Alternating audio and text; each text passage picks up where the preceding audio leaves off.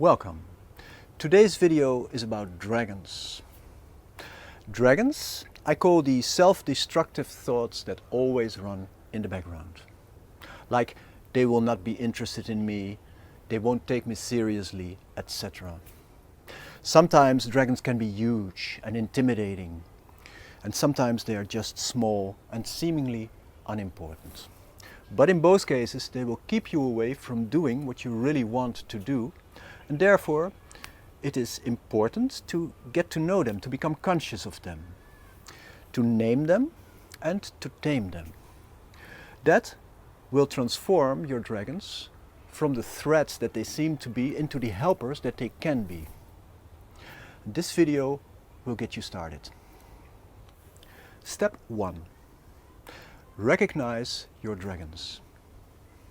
This is actually the most difficult step. Why?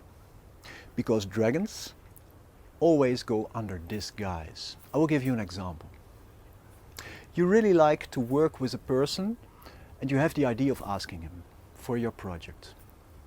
Then soon after comes the second thought. You think, I'm not so sure, probably he'll laugh about me and he'll not take me seriously, he won't be having time for it, or it's not so important to do this today, I can wait a little till I'm ready for it and do it tomorrow. And all these thoughts seem to be clever thoughts, but in reality you are just scared to take the step. So the dragon will make you feel comfortable. There's no hurry, I can do it tomorrow. But the fire of the moment that you had the idea, the energy of it, leaks out, and in the end, if you don't watch out, you will end up not doing it at all. Step 2 is to write down your dragon thoughts. Once you recognize the dragon, you can write down the things that he makes you believe or think. And the more you see of those thoughts, the better it is. Keep watching, do it over and over again, and be curious. And remember that everybody is struggling with dragons. It's human. So start investigating, because when you're investigating, you're on your way to tame the dragons.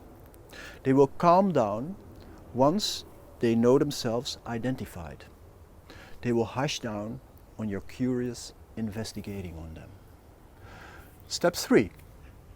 Choose one dragon to tame.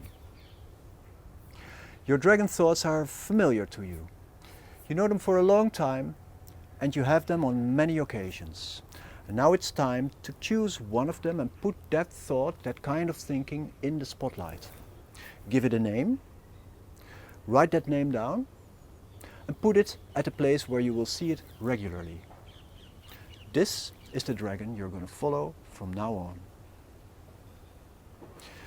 The reason for this is that if you start to follow all the dragons at the same time, you'll be exhausted. You will forget a few and you'll be unsatisfied. In fact, these are new dragons to appear. You don't want that. Another reason to focus on just one dragon is that dragons tend to work as a team. One says something, the other takes it over, etc.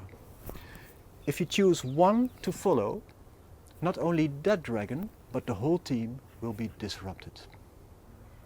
Step 4 is to write observations on your dragons. And again, be curious. Things like, when does your dragon appear? How does it behave? And what does it let you believe? When does it leave again? Also very important. So the more often you make short notes like this, the better you start to recognize your dragon at work. And after some time you might even see the humor of it. Because, hey, we all have dragons. We struggle, all of us. It's human. Step 5 is to write a message to your dragon.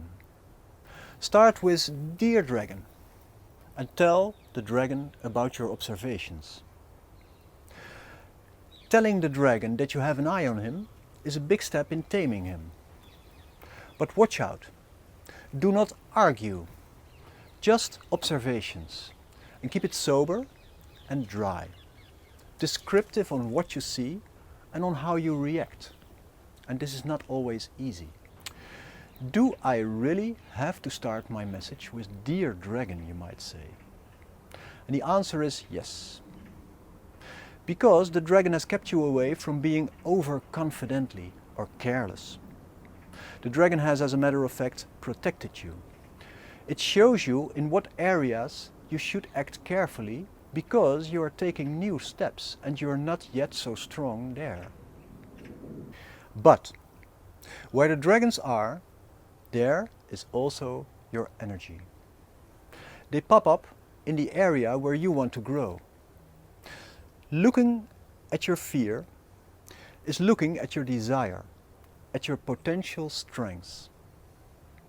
A careful observation tames a dragon and makes him into one of the horses in front of your carriage, leading you to wherever you want to go. So I wish you a pleasant journey.